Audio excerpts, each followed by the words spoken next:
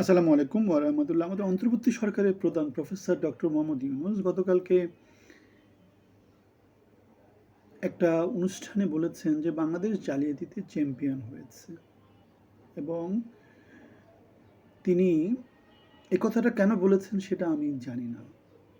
হতে পারে তিনি বলতে চেয়েছেন যে বাংলাদেশের লোকজন জালিয়াত হয়ে গেছে, দোষগুলো বাংলাদেশের লোকজনেরই, অথবা তিনি বাংলাদেশকে উদ্ধার করতে পারবেন, তিনি বাংলাদেশের ত্রাণকর্তা হয়ে আবির্ভূত হতে পারবেন, এমন একটা ব্যাপার।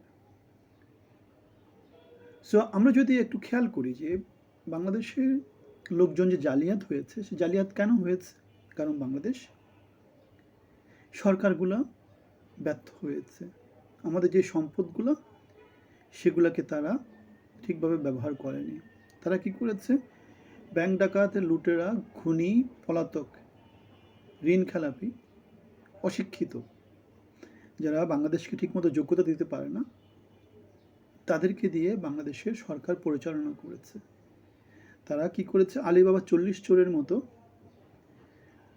সরকারে গিয়ে লুটে পুটে খেয়েছে। খাম্বা তাম্বা অনেক কিছুর কথা বাংলাদেশে চলে আসে। সেই খাম্বা তাম্বা নিয়ে তারা এমন একটা এমন একটা রাজত্ব বাংলাদেশে প্রতিষ্ঠা করেছে, যেটাতে সবার উপরে সেটা হচ্ছে লুটপাটটাই সত্য।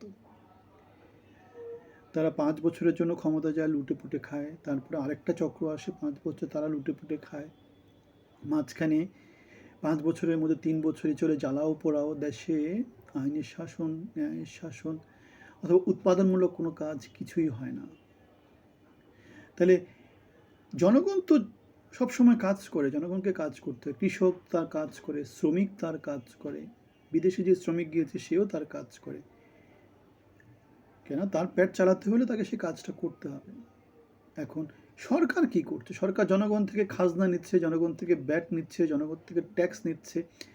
জনগণের টাকায় তারা যে বিশাল লাখ লাখ কোটি টাকার যে বাজেটটা পায়, সেটা তারা লুটে পুটে খায় এবং বাংলাদেশকে একটা অকার্যকর রাষ্ট্র হিসেবে তারা বাংলাদেশকে তৈরি করেছে। আমরা পরিবর্তন চেয়েছি 70-এ, পরিবর্তন চেয়েছি 90-তে, পরিবর্তন চেয়েছি 2024-এ, কিন্তু আমরা কখনো পরিবর্তন পাই না। আমরা একই সংস্কৃতির মধ্যে আছি, বিকজ আমাদের সরকারের শীর্ষ পর্যায়ে লুটপাট তন্ত্র আছে, হাও ভবন আছে, খাম্বা আছে, অথবা 71-এর চেতনা আছে, অথবা ফ্যাসিজম আছে, অথবা স্বৈরাচার আছে। জনগণের হয়ে উঠতে পারেনি দেশ। চাঁদাবাজ মাস্তান আছে, দখলদার আছে, টেম্পো স্ট্যান্ড আছে, ব্যাংক ডাকাত আছে। জনগণের হয়ে উঠতে পারেনি দেশ, সভ্য হয়ে উঠতে পারেনি দেশ। শিক্ষিত জনসমাজের ভয়েস সেখানে শোনা যায় না, তরুণ যুব সমাজের ভয়েস সেখানে শোনা যায় না। অথচ বাংলাদেশের পরিবর্তন 70-এ, 90-তে, 2024-এ যারা এনেছিল তারা তরুণ সমাজ। ইউনূস 80-90 বছরের লোকজনদেরকে দিয়ে তার মন্ত্রণা পরিষদ তৈরি করেছে। তারেক জিয়া 80-90 বছরের লোকজনদেরকে, ব্যাড রিটার্ন লোকজনদেরকে মনোনয়ন দিয়েছে, ব্যাংক খেলাপিদের মনোনয়ন দিয়েছে, লুটপাটকারীদের মনোনয়ন দিয়েছে, খুনিদের মনোনয়ন দিয়েছে। তাহলে বাংলাদেশের তরুণ সমাজের পরিবর্তন নিয়ে আসে, তরুণ সমাজ বাংলাদেশকে চালু করে, তরুণ সমাজ বাংলাদেশের অর্থনীতিকে সচল রাখে। প্রান্তিক জনগোষ্ঠী কৃষি কাজ করে, প্রান্তিক জনগোষ্ঠী লেবারের শ্রমিক হিসেবে কাজ করে, তাদেরকে মূল্যায়ন না করে, তাদের বয়সকে সামনে না এনে ইউনূস মহাজনী সুদী হিসেবে ক্ষুদ্র ঋণের ব্যবসা করে, দরিদ্র লোকের উপর ব্যবসা করে। নর্মাল যে ব্যাংক, সেখানে যে সুদের হার, তার যে ব্যাংক, তার ব্যাংকের সুদের হার দ্বিগুণ তিনগুণ। তাহলে সে কী করলো? মানুষকে প্রচণ্ড রকমভাবে শোষণ করলো এবং সেটা দিয়ে সে ফুলে ফেপে উঠলো। বাংলাদেশের সরকারগুলো ট্যাক্স দিয়ে জনগণের উপরে শোষণ করে, জনগণের চিকন সুতা বের করে দেয়, তারা লুটপাট করে, ব্যাংক লুট করে জনগণের টাকাগুলোকে চুরি করে নিয়ে যায়। তাহলে বাংলাদেশ জালিয়াতের চক্রের মধ্যে পড়ে গেছে, জালিয়াতিতে চ্যাম্পিয়ন হচ্ছে। সেটাতে ইউনূসের যেমন ভূমিকা আছে, সরকারগুলোর, হাসিনার ভূমিকা আছে, খালেদার ভূমিকা আছে, এরশাদের ভূমিকা আছে, তারেকেরও ভূমিকা আছে। 17 বছর যে তারেক ব্যর্থ হয়েছে, কেন ব্যর্থ হয়েছে? সে রাজনৈতিক দল, সে বিরোধী দল। সে 17 বছর সে কিসের বিরোধী দল হলো? 17 বছর ধরে সে সরকার ফেলতে পারে না।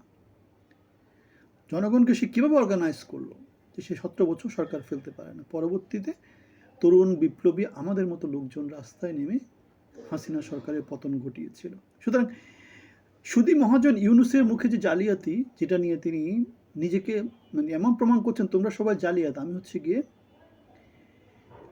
মানে সরকারের মানে আমরা তো ফেরেশতা, আমি হচ্ছে গিয়ে ফেরেশতা। তোমরা সবাই জালিয়াত, আমি হচ্ছে গিয়ে ফেরেশতা। আমি তোমাদের ত্রাণকর্তা হতে পারবো। ত্রাণকর্তা কে হতে পারবে? যারা সভ্য, যারা বাংলাদেশকে সঠিক নেতৃত্ব দিতে পারবে। তাহলে সঠিক নেতৃত্ব ইউনূস কি সঠিক নেতৃত্ব বেছে নিয়েছে, নাকি সে তার ভাই ব্রাদারদেরকে নিয়েছে? তার ভাইয়ের ছেলে তার সরকারে আছে, তার এনজিও গ্রুপের যে লোকজনগুলা তারা সরকারে আছে, তারা ডিমা তিমা সবাইকে নিয়ে এসে সরকার তৈরি করেছে। তাহলে এই সরকারটা গত 17 মাসে কি করেছে? কিছু করতে পেরেছে? 90-তে তো এরকম অনেক কিছু হয়েছিল, কিন্তু সেটা কি সাস্টেন করেছে? সেটা কি টিকে ছিল? টিকে তো থাকেনি। এখন বাংলাদেশে দীর্ঘস্থায়ী পরিবর্তন যদি আনতে হয়, বাংলাদেশের তরুণ যে মেজরিটি সংখ্যা আছে, যারা তরুণ সমাজ, যারা বাংলাদেশের প্রতি 3 জন ভোটারে 1 জন, কোথাও কোথাও 3 জনে 2 জন, তারাই পরিবর্তন আনবে। 18-তে তারা নিরাপদ সড়ক আন্দোলন করেছিল, 24-এ কোটা আন্দোলন করেছিল, এবং এই 25-26-এর যে নির্বাচন, সেই নির্বাচনে তরুণ সমাজ পরিবর্তনের পক্ষে ভোট দিবে। এবং জামাত ইসলামী এমনও হতে পারে বাংলাদেশের এই নির্বাচনে ক্ষমতায় চলে আসতে পারে। পরিবর্তন অংশী আমরা হতে চাই, আমরা জালিয়াতদেরকে না বলতে চাই, আমরা যারা লুটপাটকারী, যারা ব্যাংক লুটেরা, যারা ঋণ খেলাপি, যারা দ্বৈত নাগরিক, যারা বিদেশে পালিয়েছিল, তাদেরকে আমরা না বলতে চাই। আপনাদের মতামত জানাবেন। আপনারা সবাই ভালো থাকবেন। আসসালামু আলাইকুম।